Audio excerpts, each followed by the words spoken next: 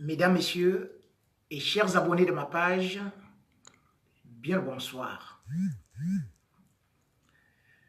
Je vais commencer par vous demander quelques petites excuses par rapport au petit retard parce que je suis toujours à l'heure par rapport à mes directs.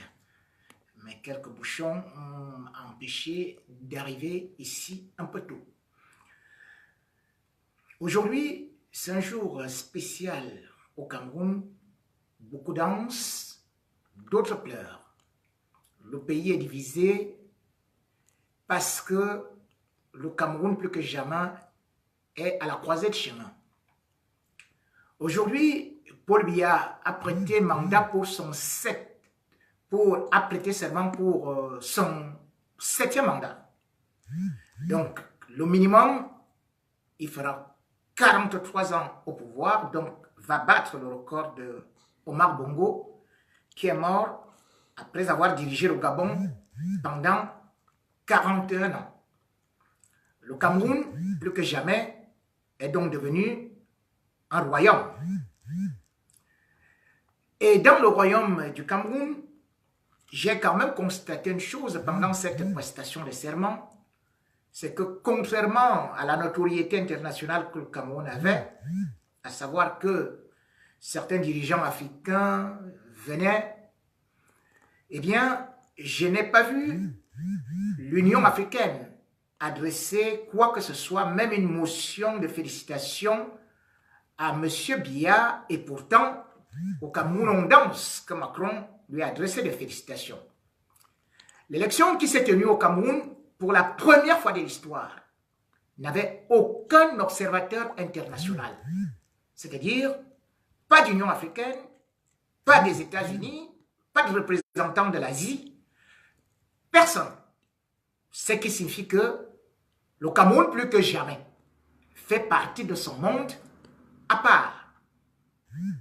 Paul Biya fait partie de son monde à part.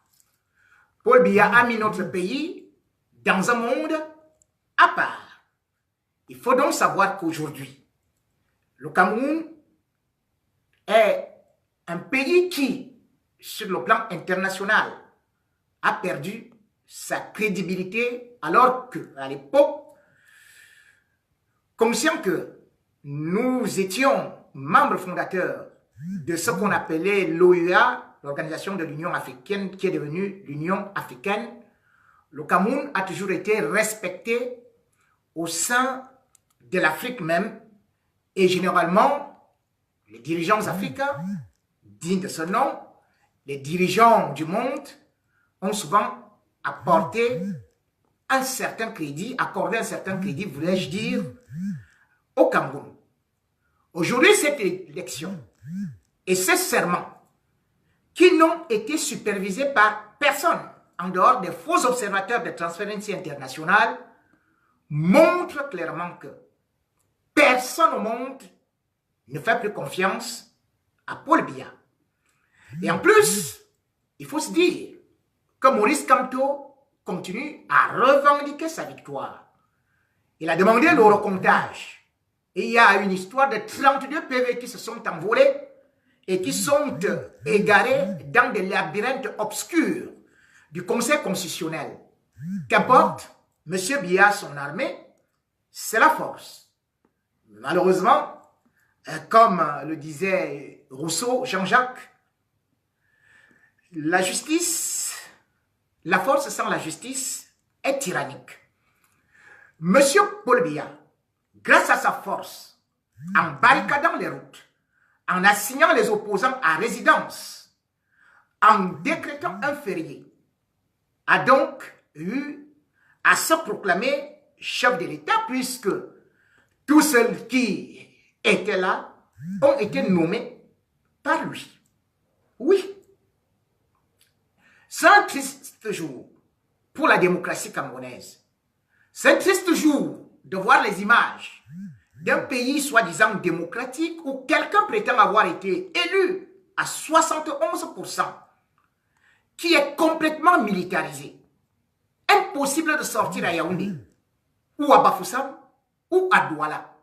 C'est la première fois qu'un jour comme celui-ci, est décrété férié chômé et qu'aucun opposant ne puisse être autorisé à sortir. Maurice Kamto voulait aller faire une déclaration au niveau de l'esplanade du stade Amadou Ahidjo. Monsieur Paul Biya a envoyé son armée s'y installer. Monsieur Kamto est sorti pour se rendre au niveau du rond-point Longac avec un groupuscule de militants qui n'avaient aucune arme. Mais l'armada, l'artillerie lourde du régime Biya est arrivée avec ses armes et on a arrêté un citoyen qui est libre de se balader dans son Cameroun et qui, de surcroît, est un candidat à l'élection présidentielle et revendique d'ailleurs qu'il a remporté ce scrutin. On l'a attrapé, on l'a humilié et on est parti le garder chez lui. Tout comme bon nombre de ses lieutenants qui, jusqu'à présent, n'ont pas la liberté de mouvement. Monsieur Kamto, même s'il a obtenu la liberté de mouvement aujourd'hui, on ne devrait pas applaudir, puisque c'est un droit. De quel droit devrait-on aller arrêter un président d'un parti politique qui se trouve au centre-ville, qui n'a aucune arme? De quel droit M. Paul Biya peut-il décréter un férié alors que le Cameroun est un pays qui demande à travailler? J'ai vu Macron prêter serment. J'ai vu dans tous les pays au monde comment est-ce qu'on prête serment.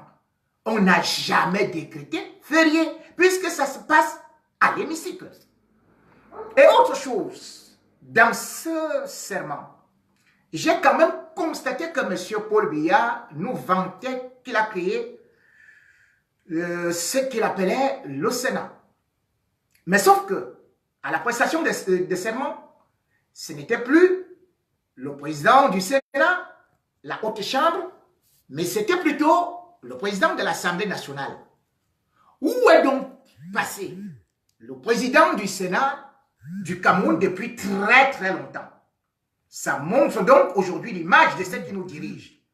Monsieur Niak Djifendi, puisqu'il s'agit de lui, né vers le 26 octobre 1934, est supposé qu'en cas de vacance du pouvoir, ce soit lui qui représente, qui remplace Paul Biya. Or, monsieur Niak Djifendi, aujourd'hui, ne parvient plus à marcher, ne parvient plus à se lever. Et peut-être, je n'aime pas me moquer des gens qui ont un certain âge parce que être âgé veut dire qu'on a eu beaucoup de chance à pouvoir vivre longtemps, qu'on a eu certaines bénédictions. Mais avoir M. Paul Biya aujourd'hui, le monde entier était stupéfait. Un président parlant comme un transistor et marchant avec des signes robotiques, zygomatiques, comme un bébé qui apprenait à faire des pas et qui ne pouvait pas même faire à la sortie de sa prestation de serment, faire la revue des troupes. C'est sur le tapis rouge que son véhicule est monté. Voilà donc le président que nous avons. Voilà donc un homme qui doit diriger le Cameroun, qui ne peut plus tenir debout, qui ne peut pas parcourir 20 mètres. Et pourtant, le Cameroun, un pays totalement jeune, qui demande un président éveillé, le voilà dirigé par un vieillard de 86 ans, 36 ans au pouvoir, qui passe son temps à dormir au palais. Et c'est pas ça qui était le plus choquant. Le plus choquant pour moi, pour le peuple camerounais, c'est cette indifférence, ce manque de sentiment. On nous a dit que M. Paul Biya était un père de famille. Mais à la veille de sa prestation de serment, le Cameroun en train de pleurer ses enfants. 36 élèves d'un collège ont été enlevés hier à Bamenda. Qu'est-ce que j'ai dit? 79 élèves ont été enlevés. Plus 2 encadreurs. Le monde entier est en train de parler de cet événement. Ma fille revenant du collège était toute triste en me disant, « Papa, ma camarade m'a appris que des jeunes enfants, des élèves ont été enlevés au Cameroun. » Je lui ai dit oui. Mais M. Paul Biya, faisant son discours aujourd'hui, pas un seul mot pour ses enfants. Pas un seul mot pour ses victimes.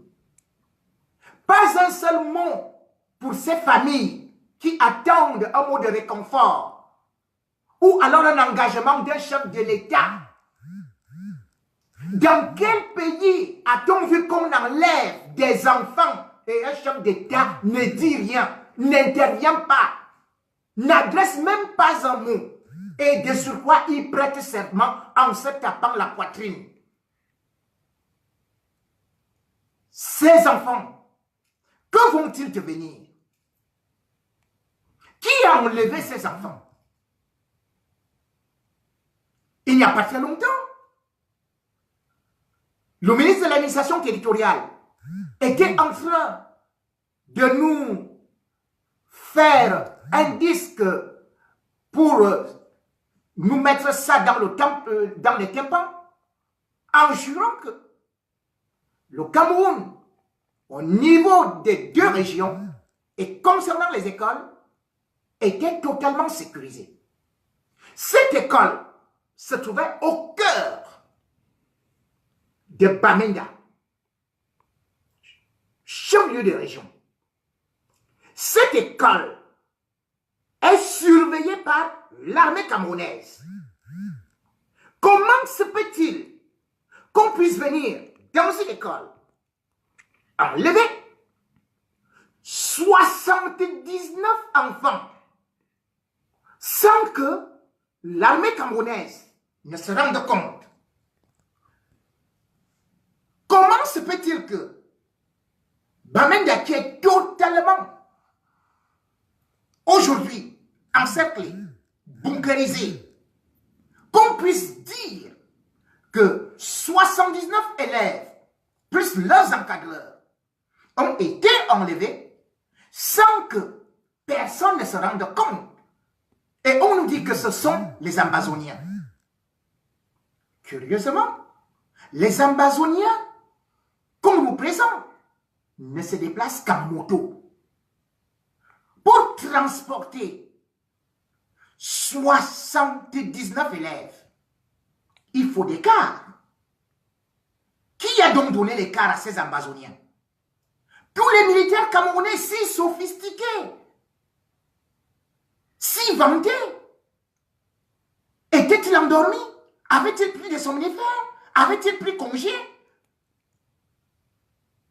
Qu'on nous explique qui a enlevé ces enfants? Il est impossible que les Ambazoniens aient enlevé ces enfants.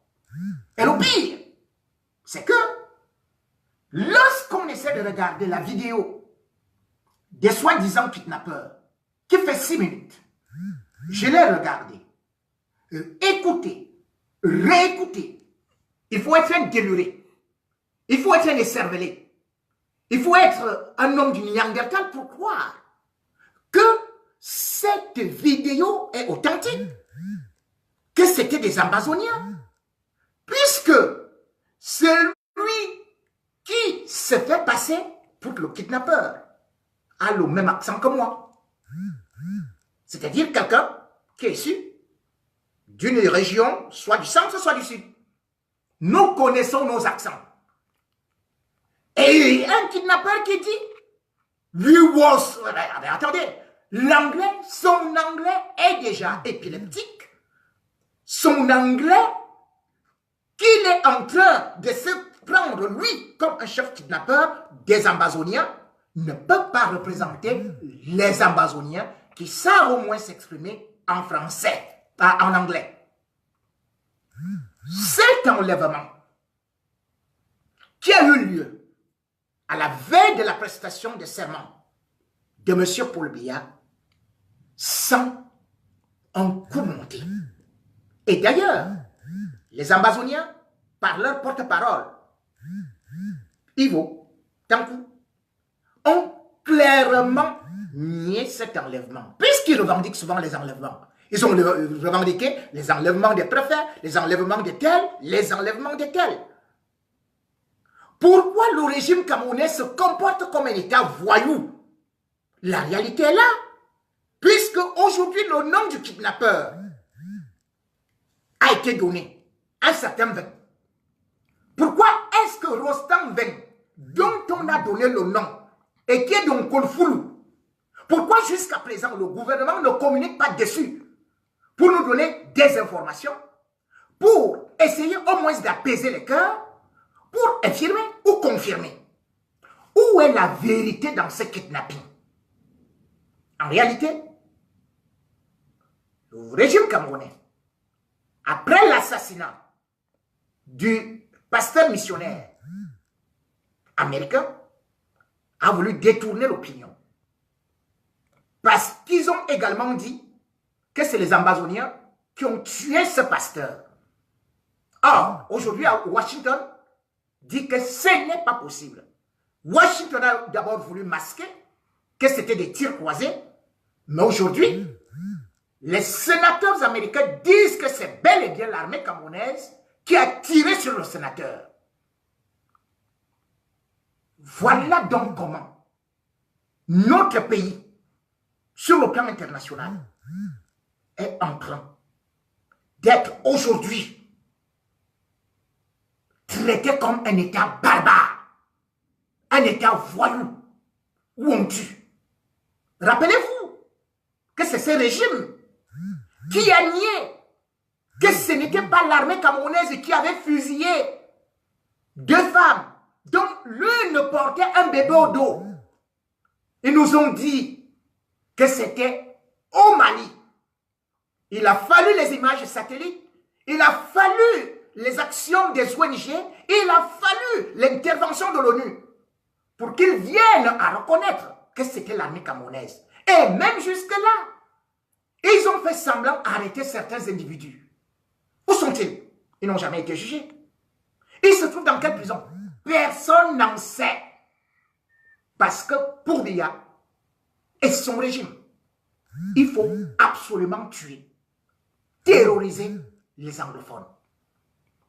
Derrière ce discours, où certains ont cru que c'était l'apaisement, c'était plutôt encore des menaces. Puisque rien de concret n'a été dit dans ce discours en dehors du fait qu'il continuait à menacer. Monsieur Biya, pour ce discours et pour l'élection, pour ce serment, a dit que 47% de ses électeurs venaient de l'extrême nord. Ouais, je veux bien le croire. Mais qu'a-t-il dit pour l'extrême nord en prêtant serment? 2 jours, c'est-à-dire avant-hier, M. Biya qui dit que maintenant tout est sécurisé dans l'extrême nord. Il n'y a plus Boko Haram. C'est bon. Et les gens applaudissent. Mais messieurs, vous ne suivez pas l'actualité de votre pays. Lisez au moins le journal de la région qui s'appelle L'Œil du Sahel.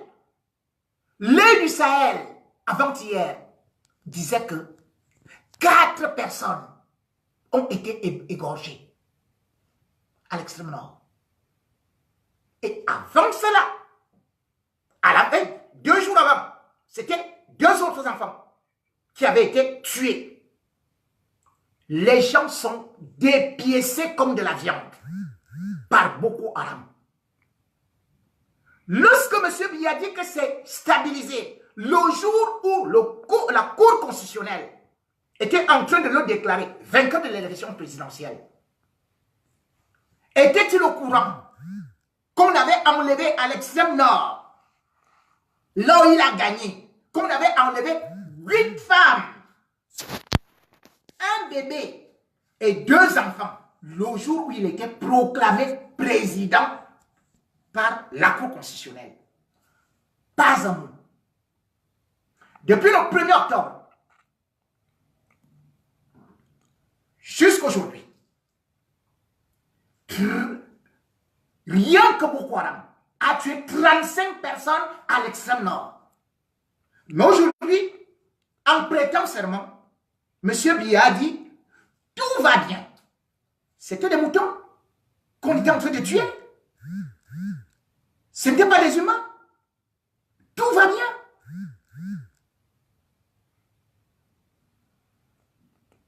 Un chef d'État normal aurait déclaré aujourd'hui une grande journée de deuil. Mais que font-ils? Ils sont en train de danser. Ils sont en train de se goinfrer. Ils sont au palais tout contents. La CRTV, c'est cette boîte à rythme, à incantation sinusoïdale, à la gloire du tyran, a organisé un concert pour lui rendre hommage. On y danse, on y fête. Et qui passe en première position, c'est Prince Afua Congo. Il est du nord-ouest. Et c'est mon ami. J'ai eu honte en le voyant. Dans son propre village, là où ses filles, ou ses enfants plutôt, ont été enlevés, dans son propre village, où les gens sont en brousse, lui, il est le premier à aller danser. Prince Afua Congo, tout comme ce monde qui est en train de danser aujourd'hui, est-ce que vous êtes au courant que la guerre dans les 2 régions anglophones a déjà fait 400 morts civils selon les ONG? Ce n'est pas moi qui le dis. C'est les chiffres des ONG. Savez-vous que même le gouvernement camerounais dit que 175 membres des forces de sécurité ont trouvé la mort dans ces régions-là? Savez-vous qu'au moment où vous dansez, 300 000 anglophones vivent soit en brousse, soit réfugiés au Nigeria, ou alors ils se sont réfugiés dans des villes voisines comme Bafoussam, Douala, et sont dans le dénuement. Monsieur Biya a juste dit, écoutez, c'est des malfaiteurs. Il faut qu'ils sortent de la brousse, qu'ils déposent des armes. Déposer des armes? Quand M. Biya a envoyé son armée, brûler leur maison, saccager tout ce qu'ils avaient, ils vont déposer des armes pour aller où? M. Biya a organisé une escroquerie monumentale en disant que c'était un coup de cœur pour venir en aide aux anglophones. Les hommes d'affaires donnaient, et les 10 millions, et les 5 millions, et 1 million, on exigeait jusqu'aux étudiants de l'université de Soie. Où sont partis ces 6 milliards qui ont été collectés? Où est cet argent qui devait venir en aide aux anglophones et que le gouvernement camerounais, le régime a baptisé plan d'urgence? Où est le plan d'urgence? Le peu d'argent qu'il y avait, ils ont acheté rapidement des grosses voitures pour donner aux fonctionnaires qui vivent dans des bureaux climatisés et donc tous les fils sont à l'étranger avec les bourses de l'État. Quand Prince Afua Congo et les autres dansent aujourd'hui, aimez-vous le Cameroun?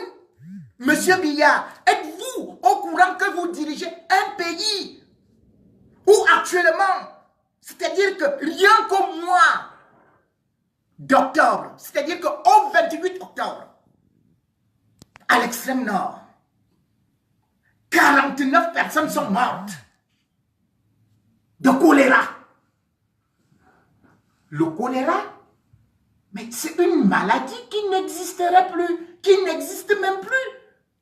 En dehors du fait que c'est l'insalubrité, c'est le manque d'eau propre, potable, et c'est aussi la promiscuité.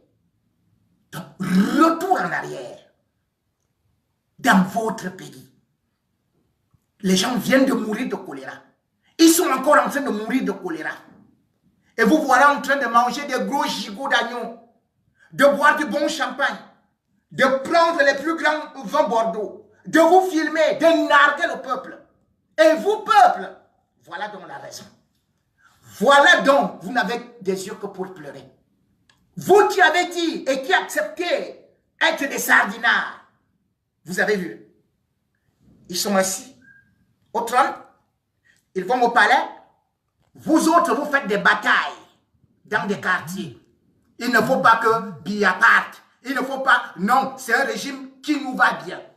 Combien d'entre vous êtes actuellement au palais? Vous regardez à la télé comme moi, sauf que moi j'ai beaucoup à manger, j'ai bien à boire.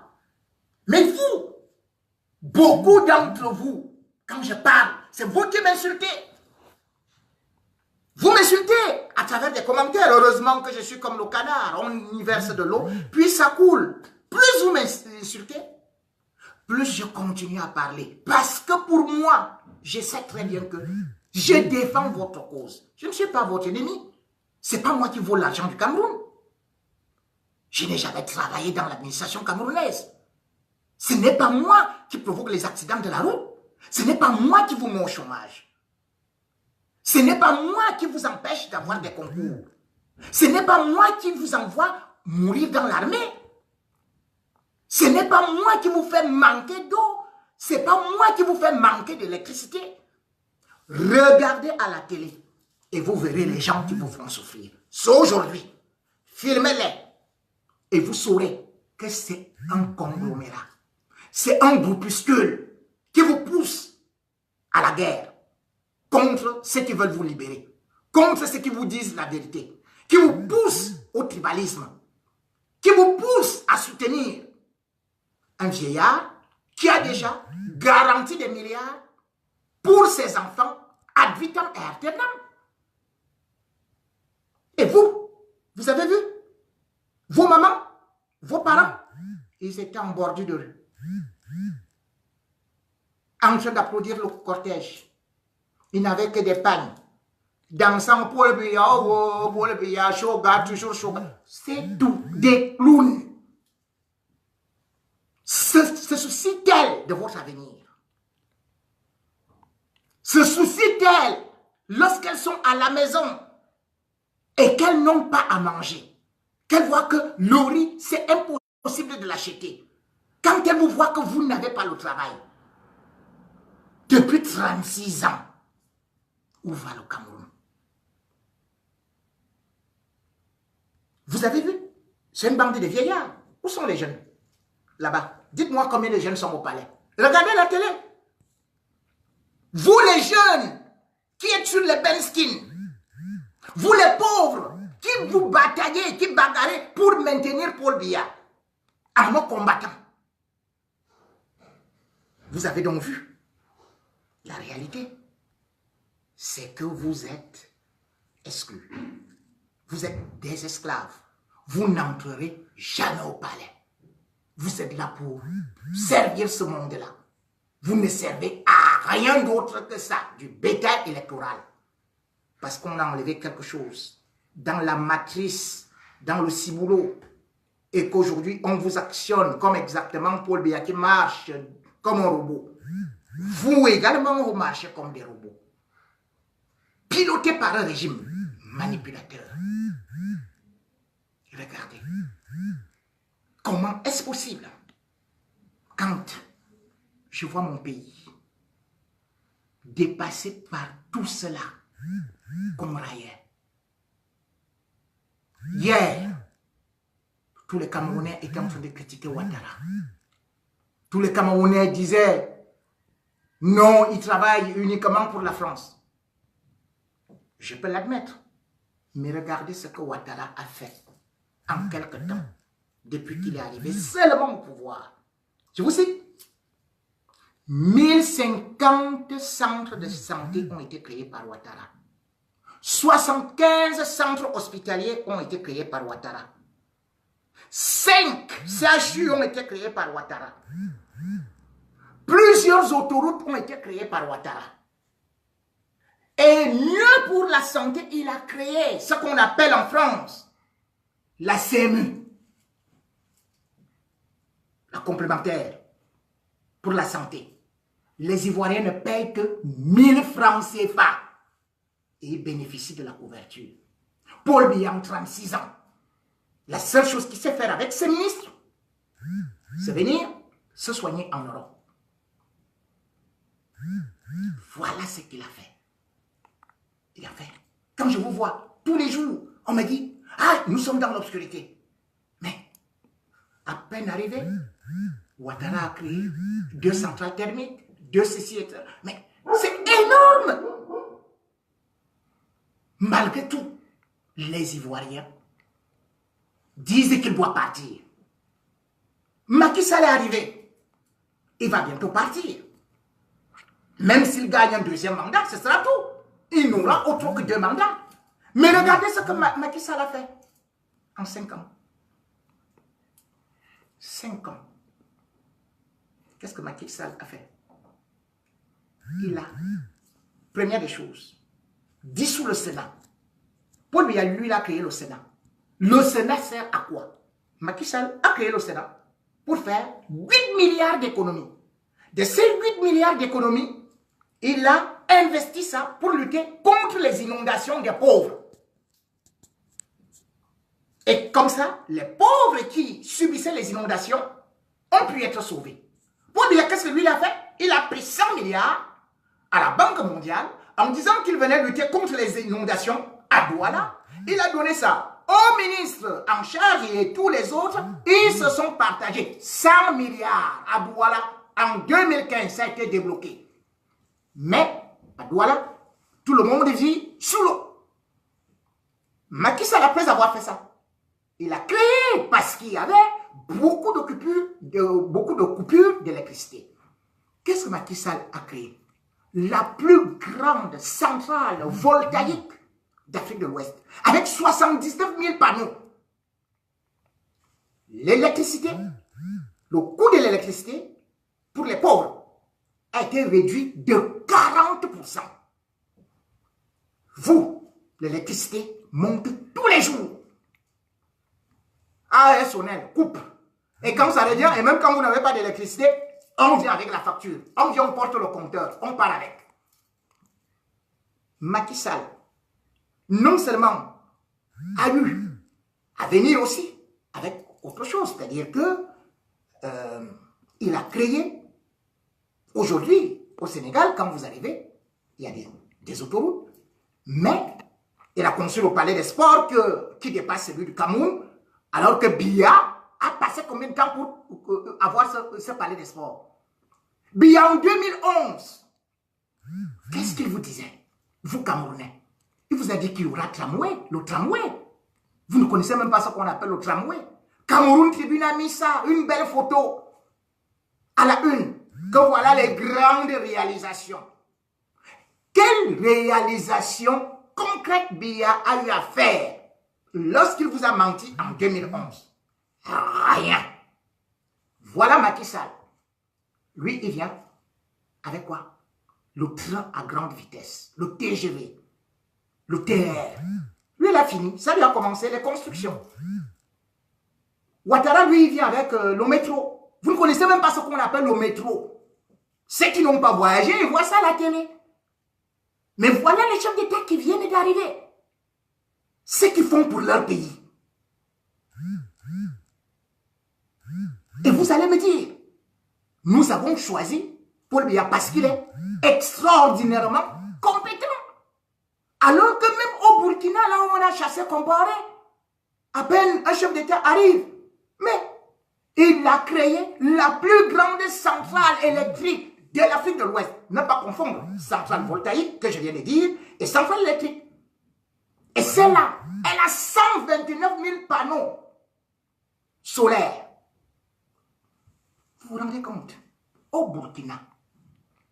Et en dehors de ça, dans 8 autres régions, il a créé encore des centrales. Voilà donc des pays. Parce qu'on ne peut pas se développer sans l'énergie. Non, personne, aucune entreprise ne peut se développer sans l'énergie. C'est le B.A.B.A. Pendant ce temps, à chaque septennat, oui, il y aura le barrage au pont Pangar, l'autre pont Malabar, l'autre pont Sanagar, l'autre pont Roublard. Mais attendez, vous êtes en train de suivre quel individu qui vous roule comme ça? Mais ce vieillard, présentez-moi son bilan. Qu'a donc fait Paul Biya depuis 36 ans? Que vous a-t-il donc donné? Et si déjà, il n'a même pas pitié de vous, de vous adresser des condoléances, d'organiser les fêtes pendant que 79 enfants sont gardés en otage, en brousse. Et ces 79 enfants ont été enlevés par Atanganji, son ministre de l'administration territoriale. Et pourquoi? Parce que après il y aura la demande de rançon. Et cette demande de rançon, Atanganji, qui vient de s'acheter une maison à 300 millions aux États-Unis, va encore prendre cet argent pour se le partager avec tous les voyous, les bandits qui sont là. Voilà comment va l'argent du Cameroun. Qu'est-ce qu'il vous a promis cette fois-ci? Rien. 7 ans de sommeil. 7 ans de détournement. 7 ans de démagogie. 7 ans de guerre. Lui a dit que ce pays-là, il peut le stabiliser. Il vous a menti. La guerre anglophone qu'il a déclenchée ne pourra que s'accentuer. La preuve, Boko Haram a repris le poil de la bête. Comme je vous le disais, que rien qu'au mois d'octobre, vous avez pu voir le nombre de dégâts. Lisez souvent les du Sahel. Ils sont sur le terrain. Ce n'est pas moi qui le dis. Les spécialistes sont sur le terrain. Les ONG sont sur le terrain. Et on vous cache ça. Aujourd'hui, c'est un jour de deuil. C'est les zombies qui sont en train de danser au palais. Ce palais où la seule chose que Paul Biya a eu à indiquer, les seuls individus qui viennent au Cameroun, c'est quoi? C'est des prêtres sataniques. Dans les autres pays, on invite les investisseurs. Quel investisseur vient au Cameroun? Rien. 7 ans de condamnation. 7 ans de dictature. 7 ans de pauvreté. 7 ans d'inertie. 7 ans de chômage. 7 ans de Benskin. 7 ans de gabégie. 7 ans pour être totalement dans le trou. Biya a décidé de mourir avec le Cameroun. Biya a décidé de mourir avec vous. Biya a décidé de vous faire périr. Je pleure pour vous. Je pleure pour mon pays. Je pleure pour les descendants, les nouvelles générations. Je pleure pour le cœur de l'Afrique. Cette guerre qu'il a commencée, il aurait pu saisir cette occasion pour dire oui, je passe au fédéralisme et comme ça, j'amnistie les prisonniers. Il continue à vous dire qu'il va gagner une guerre contre son propre peuple. les anglophones. Il va gagner la guerre contre l'opposition, contre Campe et tous ceux qui sont contre lui. Il fait du Nicolas Machiavel. Et comme le disait justement Nicolas Machiavel, en 1513, on fait la guerre quand on veut, on la termine quand on peut. Merci.